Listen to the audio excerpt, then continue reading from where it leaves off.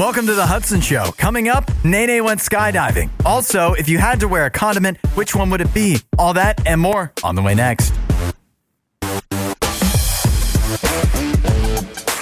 It is the Hudson Show podcast from RadioU. Coming up a little later in the podcast, you'll hear from NayNay. I brought him in for a food fight with the new Texas barbecue brisket Pringles. Yeehaw! But now NayNay is with me because that's not all that I wanted to talk to you about. Yeehaw! The people that have heard you on RadioU this week would have heard that you went skydiving. Yeehaw! But we have a lot of... Why do you make it so sad? Like you made it out alive. I made it out alive. I did not meet Jesus over the weekend. However, it would have been cool if I did meet Jesus. But maybe when I'm old and decrepit, I'll wind up doing that. Yeah, but so I mean, it had to be a success in some ways. But and I've heard a little bit of your story of the skydiving. But okay, first of all, why did you even want to go skydiving? So I have a bucket list, Hudson, that I made right after I graduated college. You're like Jack Nicholson. Just like Jack Nicholson. And I wanted to do one thing from the bucket list every year.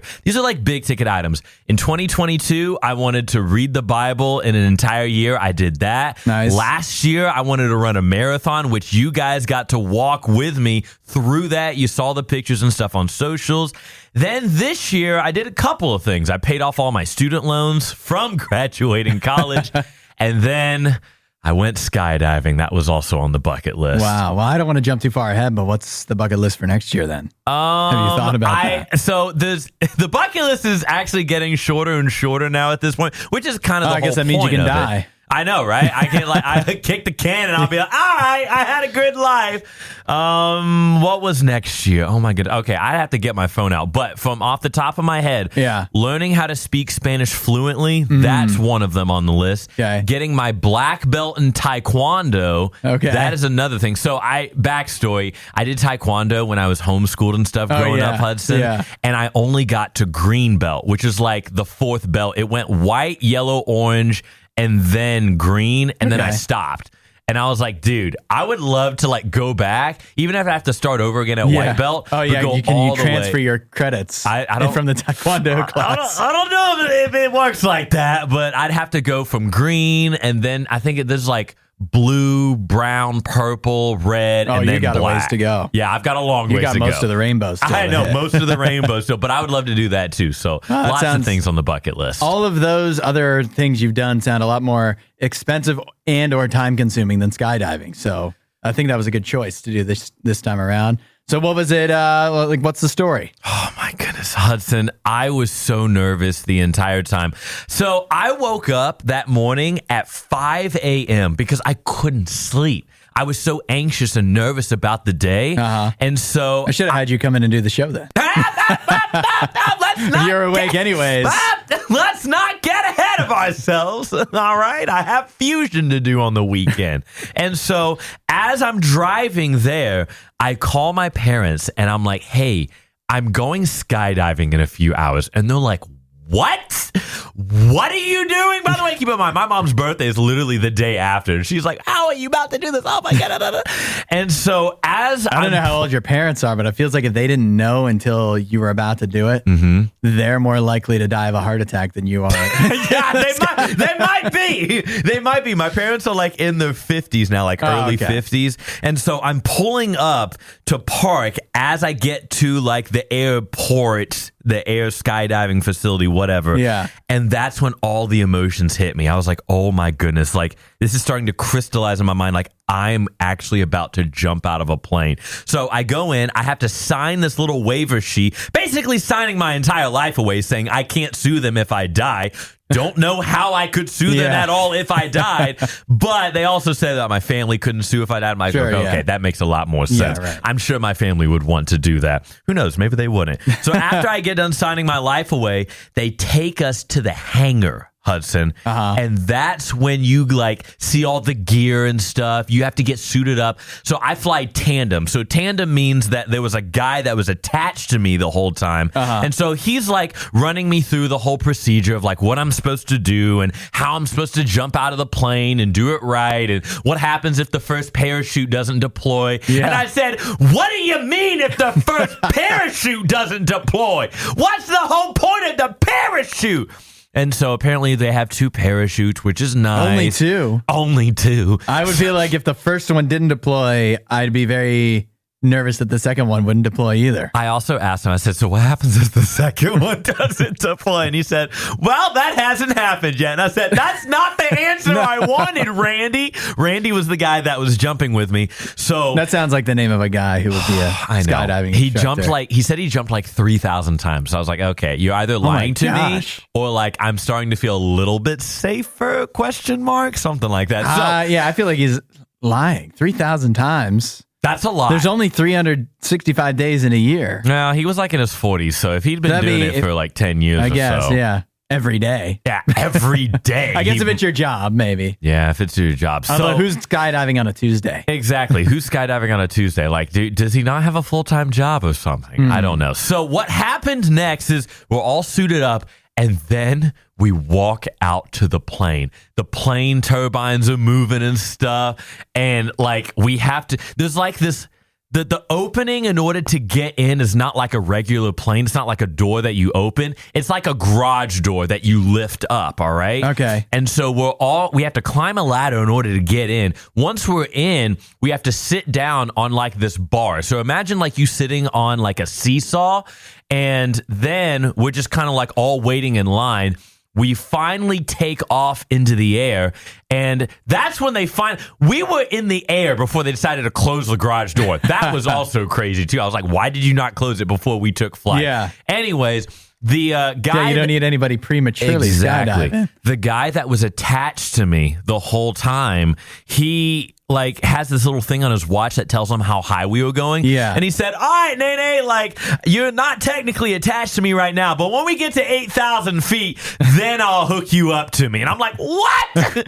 You weren't attached to me the whole time? Granted, the guy is checking my gear and stuff as we're going through. Like, so that was really good. Yeah. We get to 13,000 feet, and that's when they open up the garage door on the plane. And that's when I realized, Hudson, I've never been in a plane before that's had an open door. What is going on here? And so then... But hold on. Do you know how long it was from when you took off to when you finally jumped? I would say... Because I'd imagine that would have felt like 8 years. Dude, I'm telling you, it went by so fast. Oh, yeah. You would feel... like it took forever, but it went like in a blink of an eye. I want to say it was probably a good 10 minutes. Okay. And so they open up the plane door and you see people jumping off one by one. And as they're jumping off, you who is attached to the guy in the back, Randy, man, I tell you, me and Randy, we're best buds now. I trusted that man with my life. So we're scooting closer to the edge and scooting closer and closer. And so he says, NayNay, hold on to your harness. And we're looking over the edge.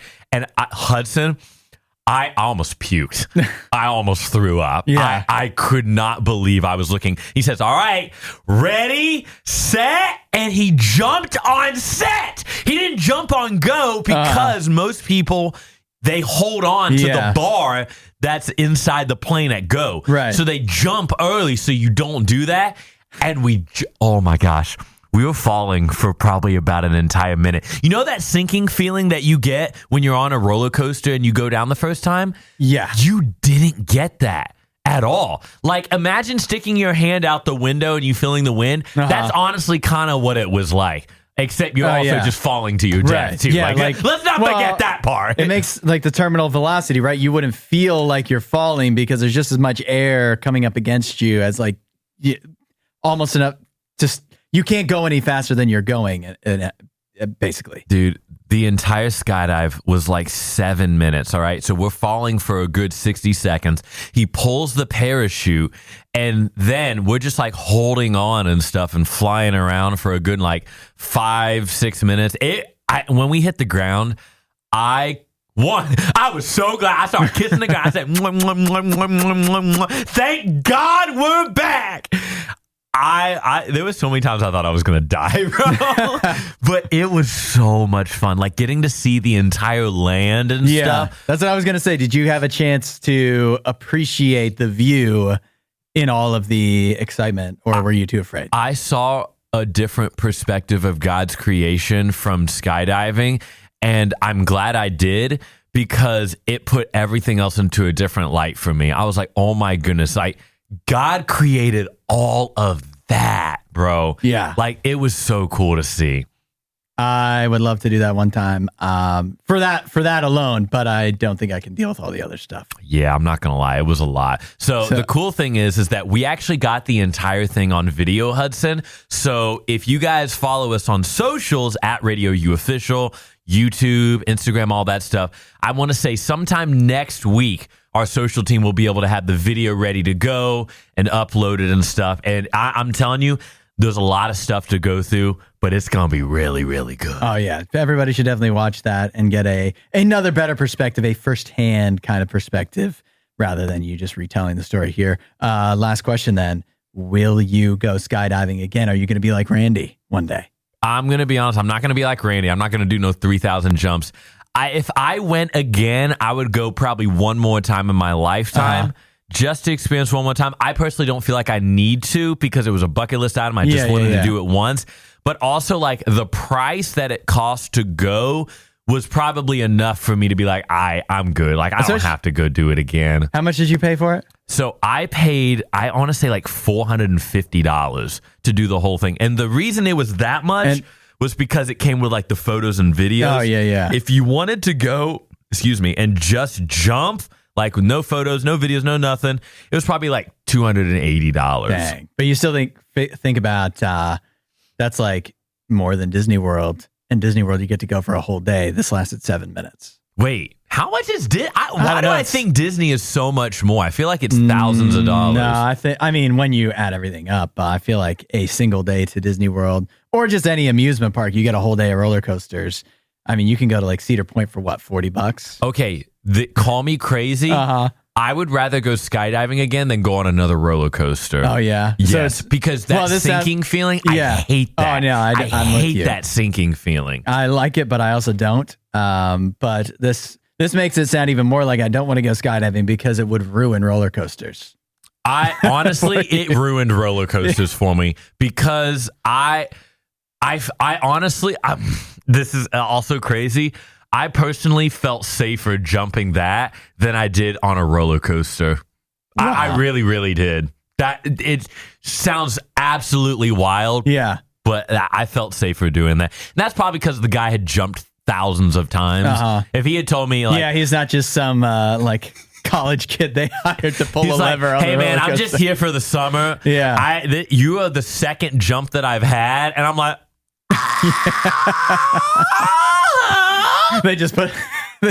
it's more than just a chewed up foam little pad that's holding you in place. That was crazy, man. A loose seat belt. Yeah, no wonder you felt safer. The things I do to get content at RadioU. It's the Hudson Show. Maybe you're looking for a new job. You always got to be on your toes because these hiring managers, these search firms, they can be tricky, man. Just saw this interview. William Vanderblumen. He runs an executive search firm in Texas. He says that his search firm uses what they call the late night text technique to test potential candidates. He'll send a text after somebody comes in for an interview that says something along the lines of, "Hey, I work at the company. I was out of the office today, but I heard you were there and heard that everyone was really impressed with you. I'm sorry I didn't get to meet you, but I would love to connect with you sometime. Hope that can work." And he'll send that like later at night. And then the idea is if the candidate texts back right away, that is a big positive sign. He says if the candidate texts back right away, he's like, we might be the same kind of crazy. This might work out. Now, he says if they don't get back to him right away, that's not a mark against you, but it is a way to test, to give you a big positive mark, which is why I've never, risen to prominence in any kind of business. This is all I'm qualified for, because if they had texted me that there's 0% chance, even if I'm awake, looking at my phone, I will stare at that text come in, and then would you do this? Like, dwell on it. I mean, I'm going to need 12 hours to even figure out how I respond to that. Forget about me responding back just because I don't want to seem too eager or anything like that. But I think here at RadioU, this is how they tested me for the morning show. They sent me a similar late night text. And when I didn't respond, they're like, oh, good, he's in bed. He'll be able to wake up early. And here we are today. Let's do our Monday tradition, the box office breakdown, letting you know what made money and what did not at the box office this weekend. Talking about movies, the number one movie at the box office, no surprise, Despicable Me 4, making its debut at the top of the box office chart, $75 million over the July 4th weekend. You think if you are a soldier in the Revolutionary War and you just got a glimpse into the future, 250 years from when you're fighting, Despicable Me 4 will be the number one movie at the box office. You just see a minion saying banana, and that's your picture of the future. This is the country you're fighting for, the country you're pouring your blood, sweat, and tears into to be able to get it off the ground. And 250 years down the line, this is how we're going to spend our July 4th weekend, our Independence Day weekend. But that's what we did. $75 million for Despicable Me 4. Number 2 at the box office, Inside Out 2, still holding strong, $30 million. It's now up over $500 million just in North America alone. A Quiet Place Day 1 was number 3. Solid second weekend for that one, another $21 million. Heard good things about A Quiet Place Day 1, but have not gotten a chance to go see it yet. Number 4 at the box office, a big drop off here, making $6 million, a movie called Maxine, which is not about that comic with the old lady that looks almost identical to my aunt. Trust me on this. And number 5, Bad Boys Ride or Die, which is still hanging in there with another $6 million as well. What did you see this weekend? Anything good? 8772 Radio U. Let me know. I said this on Friday, but I did watch The Sandlot because it is a July 4th movie, and the July 4th scene did just about bring a tear to my eye. It was beautiful. It was a great... I can't believe that I've gone my entire life without seeing The Sandlot until now. What else did I watch? Something I also can't believe I've gone my entire life until now without seeing it. This is true. I watched the Mr. Bean movie. Bean. From 1997 this weekend. I kid you not. I've always been curious about Mr. Bean. I've always thought that when you see somebody post a GIF of Mr. Bean, it's made me laugh. And so I had to watch Mr. Bean. That somehow I wound up getting into that over the weekend. And I'll tell you what, one thing I didn't know about Mr. Bean, I thought he was silent. I thought he did not talk. Not only does he make a lot of grunts and noises, which makes a lot of sense during the movie, but he actually does talk from time to time, occasionally. All that said, I kind of enjoyed Mr. Bean. If I'm being honest, I might have to watch the sequel this week and report back to you on that. Let me know what you watched at 8772 Radio U. That's your box office breakdown on the Hudson Show. We are talking about whether it's littering to pour out a drink in, say, a parking lot, for example. Should you avoid pouring out a drink that you're going to discard somewhere outside of your car? Is that something you do in your own property? What do you do? Because this is a debate I got into recently with a friend. So here are some of the thoughts coming in. Mike says, I try to pour drinks out in grassy areas, not areas people would walk normally by the sidewalk. Okay, Mike, I respect that. I think that makes a lot of sense. Although, and I'm not saying that you need to consider this necessarily, but I've been at locations before, specifically at like some wedding venues and stuff, where obviously they're trying to take real nice care of stuff. They said, please don't pour out like your old ice or even water in our grass because it can actually negatively affect the grass. So, I mean, if you're just pouring it in a field somewhere, your drink out, it could be negatively affecting the grass there. Maybe the property owners wouldn't be so pleased about that. But I don't know. Is that better than a parking lot or a sidewalk? We also heard from J-Rod, who says it's not littering. Easy for me to say. You want to cut it and start over? It's not littering unless there's a high risk of it freezing. So summertime, J-Rod says you can pour out anything. He says, in which case you should probably pour it out where no one is going to be walking or driving. But other than that, J-Rod is cool with pouring out the water or whatever your drink is wherever you so choose. Boone says, not littering, but poor taste. Use a mulch bed. There you go. And maybe it, pour out your Mountain Dew. All of a sudden, the flowers in that mulch bed, they start really blooming. Or pour it in a drain if nearby. And Regina says, never thought about it, but I guess it is littering. However, the rain comes and washes it away, so I guess it really doesn't hurt too much. I've done it, but prefer to do it only with water. I think where I come in on this is, well, you may have guessed, I'm on the side of it's not littering. You pour out your drink. You pour it out because what is it hurting? What is it hurting if you pour it out? If I'm in a Walmart parking lot and I've got a cup of Coke where the ice is melted, who am I hurting by pouring it out in the parking lot? That's probably not even in the top 10 of worst things in a Walmart parking lot. Forget about a gas station or whatever. I don't think that's too big of a deal as long as you can't leave the cup. You can't leave the cup. Now, would it be better? This is actually an interesting debate to me. Is it better to take the cup full of the liquid and throw it in a garbage can, or to dump out the liquid before it goes in the garbage can? Because you pour it into that garbage can, then it can leak everywhere. It can make a real mess for whoever's got to change that garbage can at some point in the future. You pour it out and it's just going to dry. It's going to go down a drain. I think you're all good. The other thing is, I think there could be an argument that it is littering depending on the drink. I think Coke, watered down Coke, no big deal. Old coffee, sure, pour it out. Although I hate to see that go to waste. But if we start to get into more, like, it might depend on the thickness. If we're a cup of milk that's going to curdle, a milkshake, well, again, why did you let that go to waste? But a milkshake, that can actually, it's not going to just slowly work its way down the drain or slowly dry out. It could actually start to stink, start to make a little bit of a mess there. It's going to linger. So I think there's an argument. But generally, like most drinks that you have in your car that you're okay with pouring out and not finishing, I think it's okay to dump them out. I think it's not littering. But hey, me and my friend disagree. Apparently, some of the RadioU, the Hudson Show group chat disagreeing as well. Fired or hired on the Hudson Show. Whenever you have a workplace dilemma, you can let us know and we'll help you out at 8772 RadioU. We'll get the group chat involved to get some good advice for you.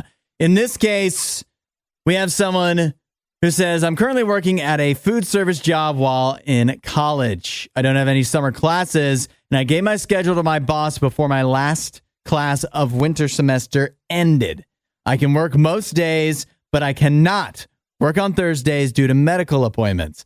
I have mentioned this several times to my shift and general managers. However, on several occasions, my boss has not recognized my schedule and tried to schedule me on Thursdays anyways. I have always politely reminded them that I cannot work that day, and they are very accommodating and change the schedule around so that I have it off. But the initial scheduling on Thursdays continues to happen. Last week, of course, Thursday happened to be on July 4th, and I didn't have any medical appointments because the offices are all closed for the holiday. So I technically could have worked, but my manager did not ask me beforehand if I was free, nor if my appointments were canceled. And yes, they did initially schedule me for Thursday. So here we go. I was sick and tired of them not adhering to my preferred schedule, and I lied and it said I still had my appointments and they can't schedule me for that day. Now I'm feeling guilty and awful because they only had 3 people working that day and it was busy. Should I come clean and apologize? Also, how can I get my shift manager to stop scheduling me on Thursdays? All right. 8772 RadioU. Keep getting scheduled on Thursdays. You can't work on Thursdays. July 4th falls on a Thursday. You could work, but out of principle, it seems it's saying, no, I can't work, but now you feel bad about it. We'll start with Brian, who says, last Thursday was your rest day. You deserve it. As long as you have proof that you have appointments and your job is still willing to accommodate you by moving things around, keep it the same and don't say anything.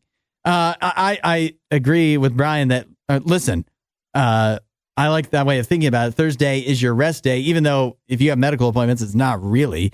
But for any other job, like let's say it was a typical 9 to 5, Monday to Friday job, and they wanted you to come in on Saturday. They can't just say come in on Saturday and and have you, and expect that you're just going to be free. You might have other stuff going on. Thursday is your Saturday. They have to actually ask, and they never seem to. So a pretty good reason for you to not feel bad. Sam says, one day you'll realize what a small, insignificant thing this is to feel guilty about. Yeah. One day you'll do much worse things. Lily says, nothing good at all will come of this if you confess. It's ridiculous they keep scheduling you on a day that you're unavailable. I would continue to try to proactively approach the issue so you don't have to keep having it changed after the schedule comes out. I think that's about as good as you can do. You're working your way through college here at this job. You're probably not going to be here super long term. So it feels like an issue that you can just keep bothering them about it. They'll figure it out. And if not, yet again, they've always accommodated you. Justin says, as someone who was hired and fired a lot, trust me when I say they are glad to have you there at all. Anyone could do a Google search to see the doctor's office wasn't open. So just stick to your guns. Eventually they will remember your Thursdays. I like that from Justin as well. I also think this too. Do you actually feel bad that for the employer, for your boss, for not having anybody to work? Or do you feel bad for your coworkers, the three of them that were there that actually had to work? Because if you feel bad about that, which is a more justified thing for me to feel bad about, you can talk to them and just say, hey, sorry, I couldn't come in. You don't even have to necessarily say that I normally have medical appointments and I didn't on Thursday. I just didn't want to work because it's July 4th. But you can say, hey, I heard it was really busy. Wish I could have come in. Sorry, I couldn't help you guys. And I think that would go a long way to clearing your conscience a little bit. It probably wasn't ideal to lie in the first place, but they shouldn't have scheduled on Thursday either. So two wrongs don't make a right, but a confession is not going to help you out at all. Justin's right. They should have known. If they really, really wanted you there, they could have said something, but they probably knew they were wrong because they're not supposed to schedule on Thursday. If you've ever found yourself turning off a movie or a TV show because a sex scene came on, well, you're not alone. A new survey has found that this is actually surprisingly high to me. 43% of Gen Zers admit that they've just actually turned off a movie because a sex scene came up, which makes sense. The survey also found that many people find that the sex scenes don't push the story forward. So they're superfluous, unnecessary, not needed, and make people uncomfortable a lot of the time, which I'm understanding of all of that. It is surprising too. The stats say that the amount of sex scenes in TV shows and movies has gone way down over the past few years, even if it doesn't seem that way based off of shows like Bridgerton or House of the Dragon. But they have gone down, and it's because they're making people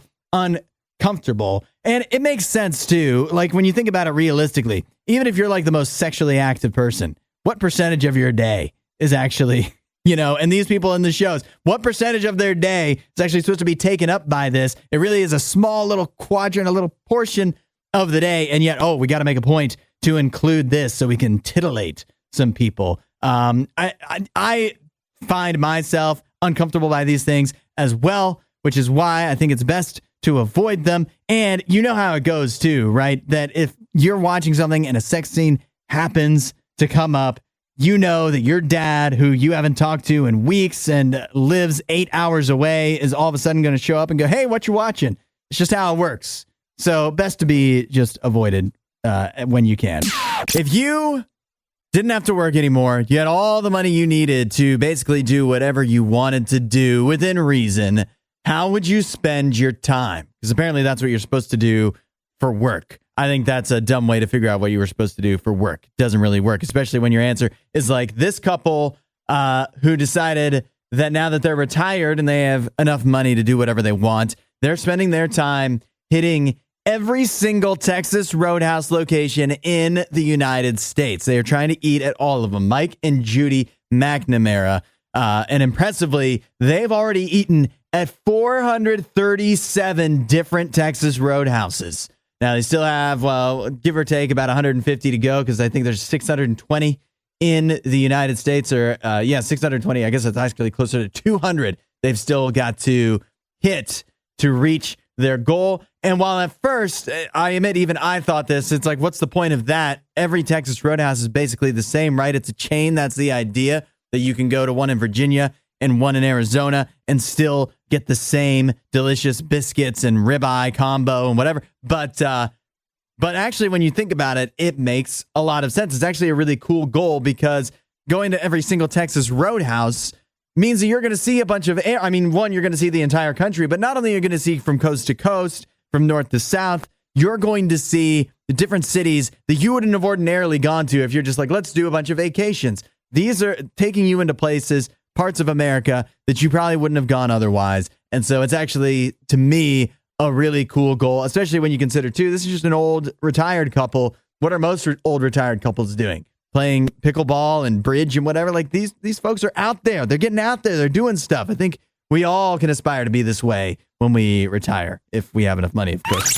We are in the midst of a useless knowledge. Today's useless knowledge revolving around cows, because today should be Cow Appreciation Day if Chick-fil-A had the basic common decency to celebrate it. But for some reason, they're not. The holiday that I believe they invented, they've decided to forego. And so we're still celebrating here. Cow Appreciation Day on the Hudson Show. Your question revolving around cows is, which country consumes the most ice cream per capita? There's nothing we love more about cows than the fact they give us ice cream.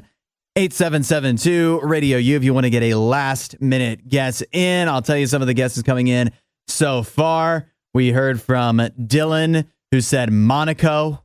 I like that, a small country, maybe thinking like there's just one guy and there's not that many people in Monaco. So maybe there's just one guy who eats like 7,000 pounds of ice cream and brings their average up. But unfortunately, that is wrong. But I like the thought process. Italy guessed highly among many, maybe because they're known for their gelato, but I don't think that counts as ice cream. Actually, there's some very different things. I remember hearing this not that long ago, that even a Dairy Queen Blizzard does not count as ice cream. It doesn't have the right fat content. I think gelato would fall under that as well. I'm seeing the UK as a guess here.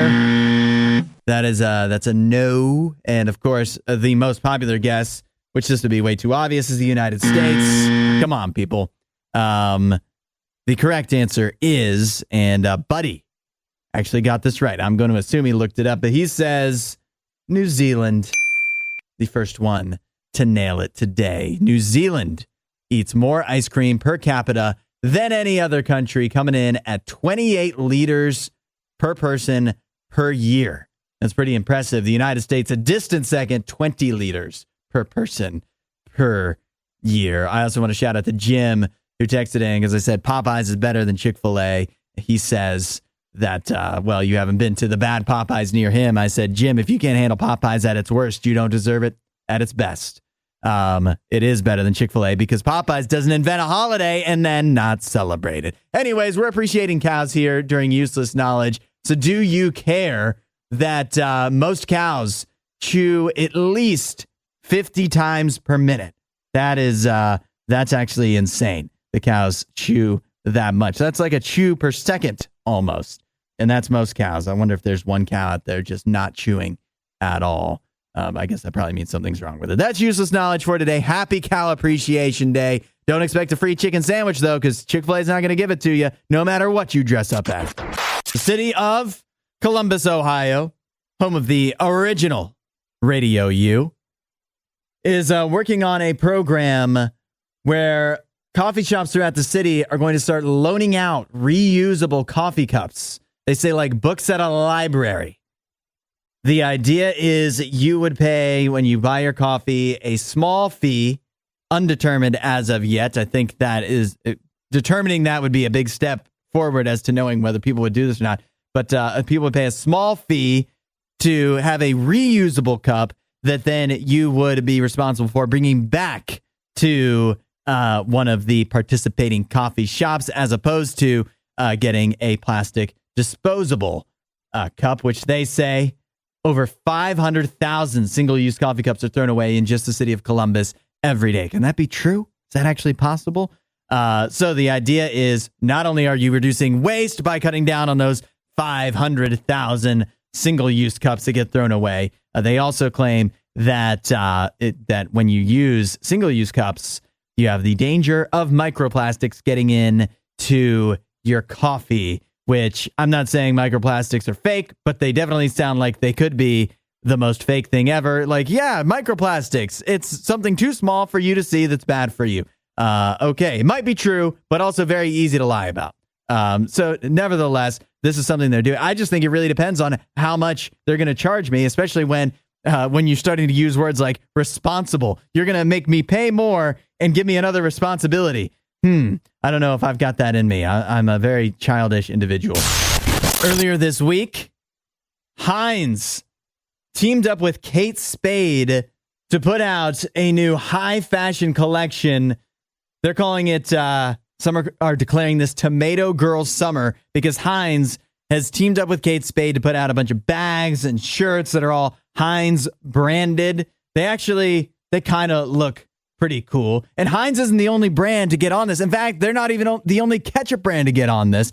Hunt's has also teamed up with a high fashion brand, Lisa Says Ga, to put out their own fashion collection. They did that last summer, and many other brands that aren't ketchup have done similar things this summer. So let me ask you this question. In fact, I think I'm going to open up the Hudson hotline for this. 877-2-RADIO-U. Since these condiment brands are putting out like high fashion items for you to wear and clothe yourself with and bring with you everywhere, my question to you is, what condiment brand do you actually feel that strongly about that you would want to wear if you could afford one of these, if they looked cool to you? But what brand do you actually love that much that you would wear around when it comes to condiments? Now, I'll get crucified for saying this, but for me, it's definitely not Heinz. I love ketchup. It's a great condiment. But to me, Heinz replacement level ketchup. Hunt's is just fine. The store brand, I think they're all created basically equal.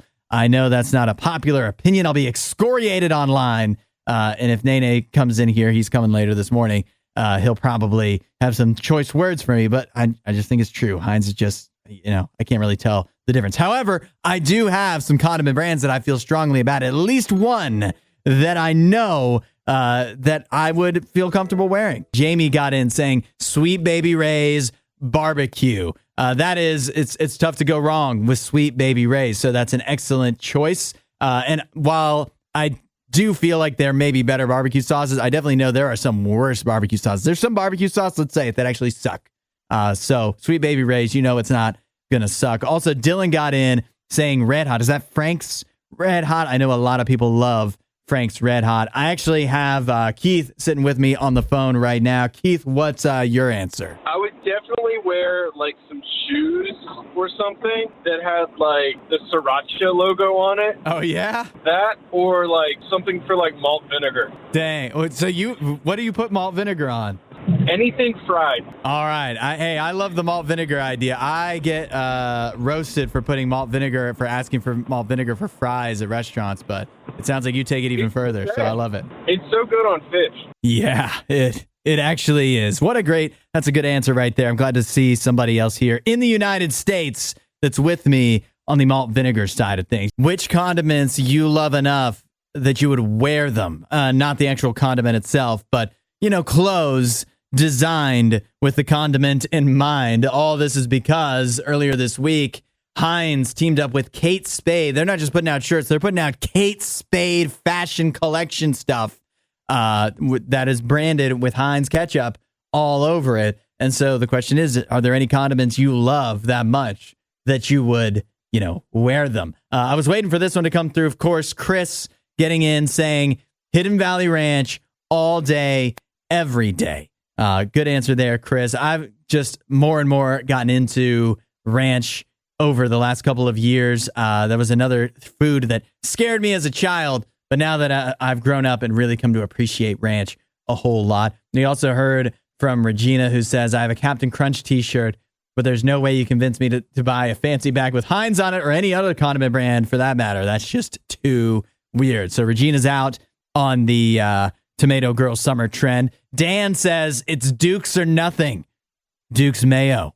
Got it. Dan, if I have to If we're doing this, I've had Duke's Mayo. I don't know what all the fuss is about, and I love mayo, but it doesn't taste markedly better than, like Kroger brand. Susanna getting in saying, this is the one I was waiting for. This is the one I was going to chime in with my own self, and that is Tabasco hot sauce. But not just any Tabasco.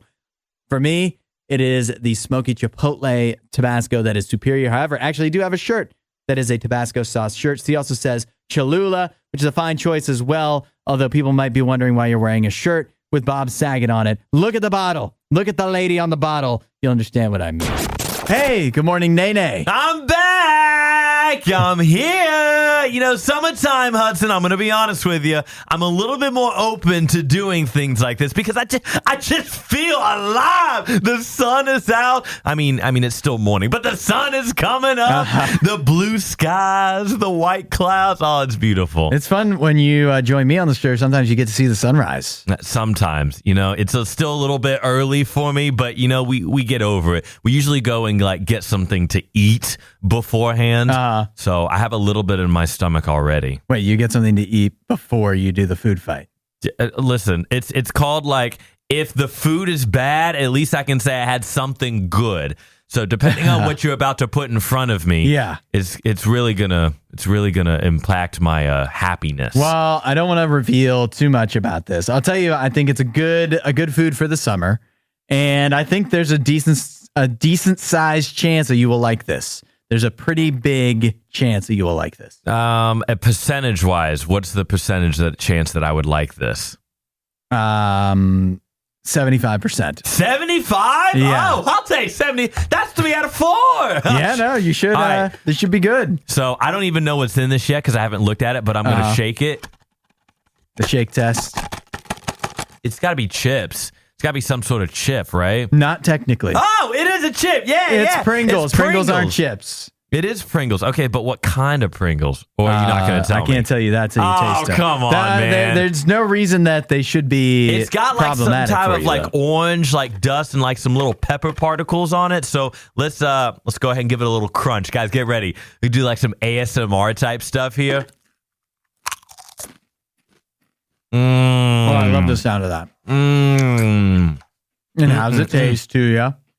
Is it barbecue flavored? It sure is, but it's not just any barbecue. Smoky barbecue? What kind of other different flavors of barbecue? Yeah, there is. You should know this. I don't know this. Well, how should I know this? If they did their job, you should be able to really know what this is. So if you don't know, then Bucky's Barbecue. No, but close. It is Pringles Texas Barbecue Brisket. Yeah! That's right. I told you I knew it was from Texas. I just had it in my mind. I didn't say anything, but I knew it was from Texas. The great state, the Lone Star State, home of my Dallas Cowboys. I love it now. Okay, pass me the bottle. Well, yeah. Do you at this point, do you think it represents Texas well? Yes, it does represent Texas well because it has the word Texas on the front of the thing. It really does. It really does taste like brisket. When you get the brisket, and it's my favorite part of the brisket. Well, besides the fatty part, is the bark on the outside of the brisket. That's all the spices, the rubs, and whatever. And this actually does kind of taste like you're just eating the bark without the meat. Oh my goodness, this is so good. It reminds me of the homeland, the motherland. This is beautiful. I feel like this is the most successful food fight we've had together. When you mean success, okay, this is going to rank up there with the one that we did with the Joyride. Ryan Trahan's fruit. Yeah. No, that was those good. were good that we did recently as well. This ranks up here pretty high as well because I love Pringles and I love representing my favorite state ever, Texas. I'm getting starting to see a theme. You like things from Texas, whether it's Ryan Trahan, this Texas barbecue. Yeah, I'm sensing that. I'm also sensing that you shouldn't give me anything spicy because that also comes from Texas too. Don't you dare do it. Don't you dare give me something spicy. We're going to get you some real Texas chili next time. I mean, I'll do chili. That's not spicy. Texas chili's good. What? Did you know you could get sued for letting your dog pee in someone else's yard? Not only could you get sued, if they did sue you, you'd probably lose. Because technically, letting your dog pee on somebody's yard, even if it is right next to the sidewalk, is technically trespassing.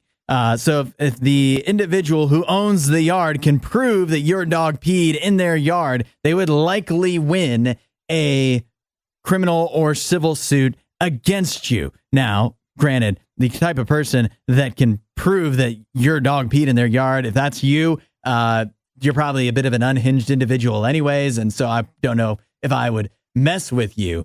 But the other truth is that while you would likely lose if somebody wanted to go through the entire trouble of taking you to court because you let your dog pee on their yard, you probably wouldn't have to give up much. They likely only would win literally a handful of dollars, if that, in most cases. So that's the good news.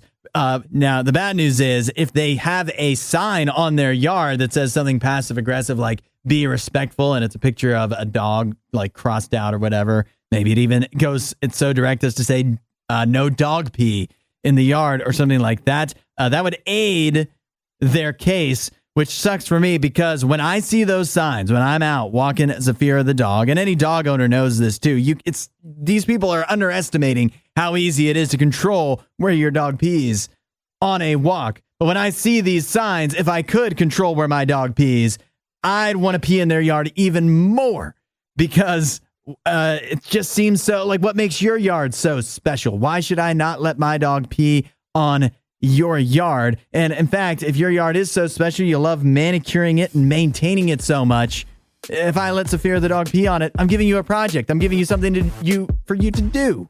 You should thank me. Thanks for listening to The Hudson Show. Please don't forget to rate and review the podcast.